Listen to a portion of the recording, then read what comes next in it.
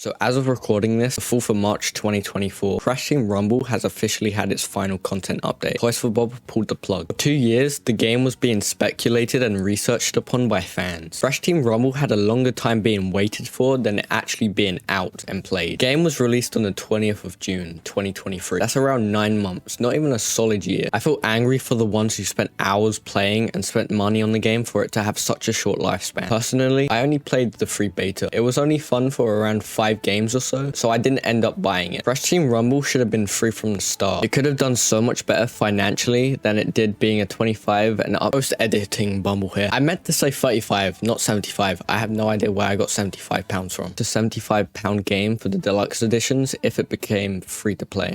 And again, I meant £35 for the deluxe edition, not £75. I have no idea where I got that from. Sorry for the mistake, but yeah, enjoy.